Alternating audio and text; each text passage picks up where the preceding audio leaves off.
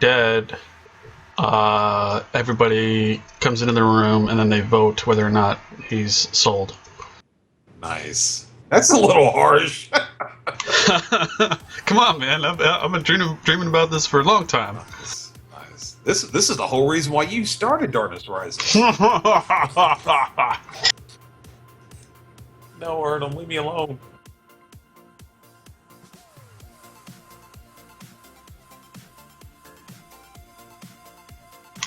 I was only being somewhat serious. Yeah, somewhat. Ego brings up a pretty good point, but I honestly don't think that's going to be a real issue to find someone to volunteer. I mean, I'll definitely be doing my part as a staffer. I'll try to do whatever I can to help, and I'm sure there'll be others too willing to do that. I don't think they need any kind of incentive to that degree.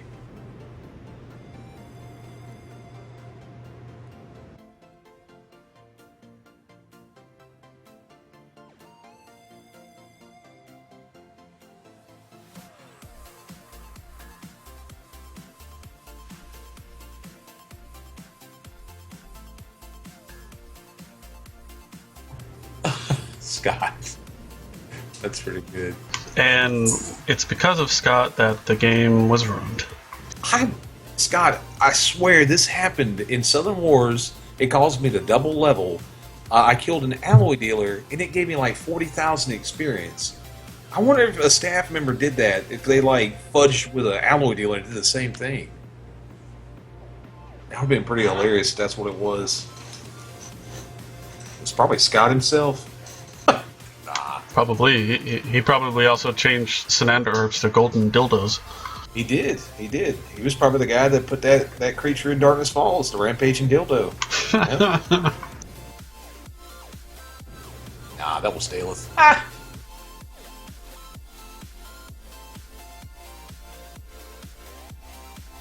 That's a good question. It's something to think about. Incentives for staff on a free system. So just that question alone. It's a little different, but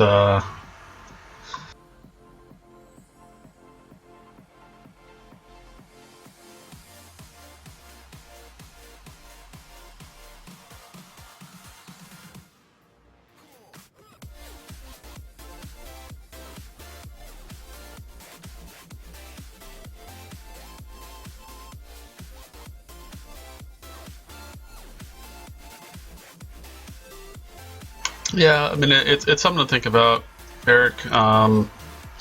We haven't decided yet on a lot of things regarding accounts and like how many characters you can have and how many accounts you can have. So as soon as we have a solution to that, and arguably we will have to come to the table and kind of figure out is the only solution to have a minimal cost to buy an account, and this is not something that we're looking into because we want it. We just don't have an alternative solution to the possible problem of there being way too many accounts and way too many characters and basically having a million Phalaruses playing the game with themselves. Oh God, no.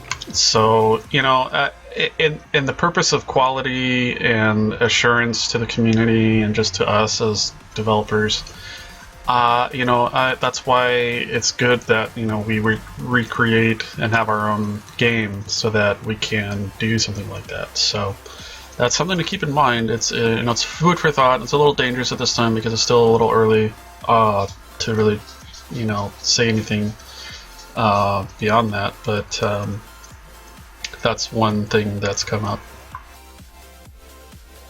So, and I say all that because your question, what's the incentive for a free game? Well, if it's a free game, then it's different, but if it's not, then it's something else.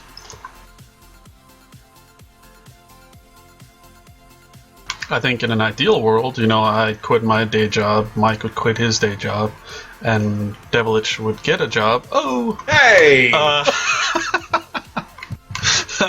Just kidding, man.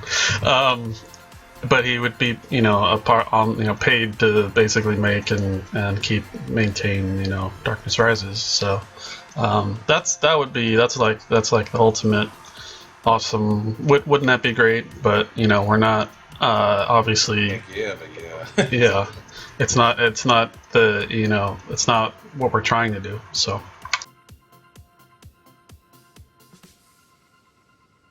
What I really would love to see happen is this game gets created. It's very popular. We get over 100 people in it, on average, maybe even more. And then the original people who actually worked on the original game, they're like, all right, enough of this crap. We want to give them everything. And they give us all the original files just to have it, just to have it. I know yeah, that Rises is a continuation, but I want the original stuff, the original Darkness Falls stuff. I want it all. I want to create an Echoes client just for Darkness Falls so people can look at it how it was back in 97 or whenever it came out, 94, 97, 95. Ah, that would be great. yeah, yes, Johnny. That's exactly kind of the main caveat. So if we um, make a mistake and say, okay, we get all the art done, but if there's one little piece that for whatever reason just wasn't clear, that is totally copyrighted, and the guys at EA or whoever is watching a stream and waiting for the game to release say aha, and then jump on it. Sure, but the probability of that is really low. We're recreating everything that was an asset, and unfortunately for us, a lot of the content in the game was volunteer written. So yes, we're kind of pandering to pandering's not the right word, but we're basically choosing the lesser evil, which is using that volunteer work, and it's kind of a loophole, I guess. So I don't know. It's very iffy kind of stuff, and I don't want to say anything set in stone or anything, but I do understand kind of the situation. Yeah, it's not so much plagiarizing, and that's not quite what I was looking for, but just allowing the advantage to be taken, with the current situation as it is. So if we do something, if the game was $5 to buy an account, say that, would that infringe upon the content that we have kept from the old game? The owners that own it. So whatever it is, I mean, I think the desire to play the game is greater. The likelihood that anybody cares is way less than the chances of having an issue. But so yeah, there's obvious bonuses and banes to each path. And Scott, can we just limit it by IP address? I'm not a technical master, but I do know that that IP forwarding and all kinds of other ways out there are available to people. So I don't think that limiting by IP address would do that much. But again, I'm not a wizard. Yes, you are. I'm a wizard in training. Well, the main problem with limiting by IP address is you're going to basically say an FU to families who want to play together, or to roommates who wanted to play together, because they would share the same IP on the network, and so they wouldn't actually be able to play together if it was by IP. So that's not really a realistic option, in my opinion. Yeah. I think that ultimately it would be a monetary reason just to solve the issues alone. I mean, I know that more legal issues are going to get opened up by that, but I really can't think of another way to potentially limit it. And it may not be an issue, it could be that people are awesome people and don't take advantage of free accounts. That's never going to happen. I mean, there's no way that you can stop everybody. If you only limit the computer to one instance of the program being open, that's going to stop the vast majority of people from multi-boxing. It's not going to stop the Polaris of the world who can just run a dozen virtual machines and have their own little client in each one. So I mean, it's an issue. It's definitely an issue, but I don't know if it's going to be a big enough issue to actually have to worry about it now. Obviously. Yeah. Times are a little different, and to be honest, if we see people that do that, then they're just going to get banned. So, if there's a problem with it, then we're just going to deal with it. I think a problem that most staffers had in DFC was that they could watch. There's so many logs of Phalaris, and I hate to rag on Phalaris, but he made his decisions, and there are other people that did various things, but. Phil Harris just happens to be the target. So people like him could only be kind of spied on by staff. So far as I've read in logs, and there's really not much else they could do. The game wasn't supported very well.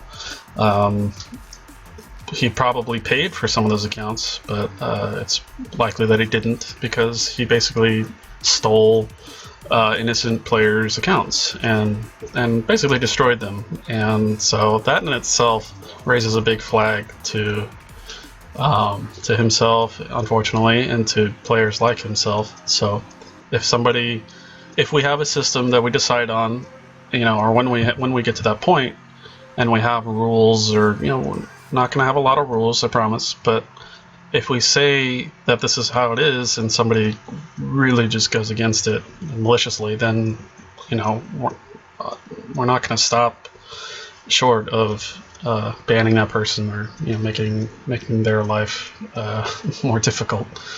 I mean, what you say is true, and given that it'll be a lot easier to do master logs, obviously, and rises, that was the biggest issue in Darkness Falls, Super State, and Darkness Falls, is most staff, like 99% of the staff, didn't have access to the master logs.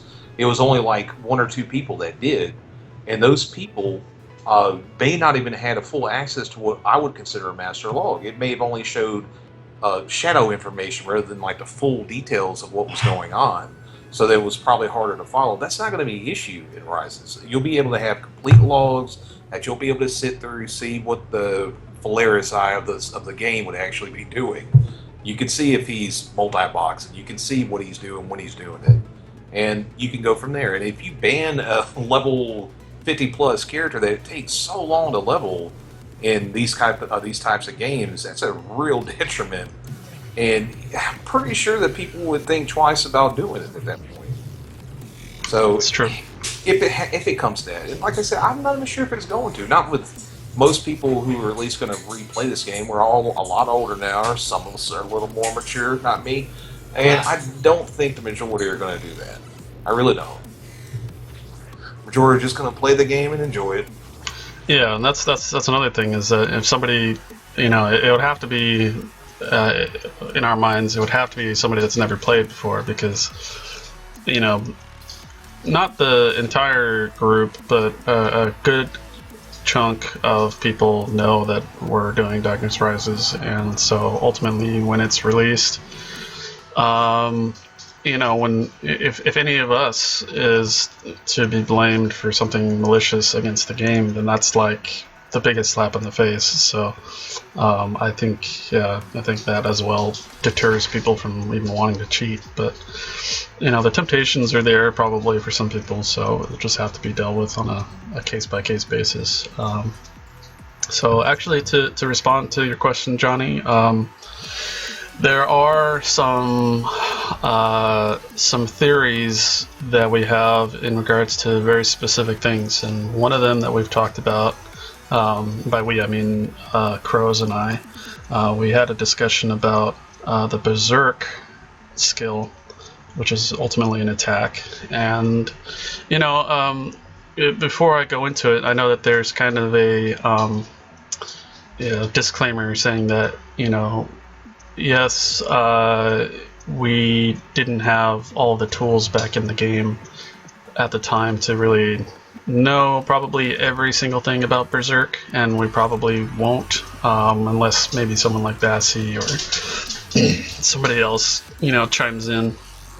But regardless of that, Berserk is something that we feel needs to be updated. So I think you'll see certain things that were a big problem, and Vassi as well mentioned a couple of them in the interview.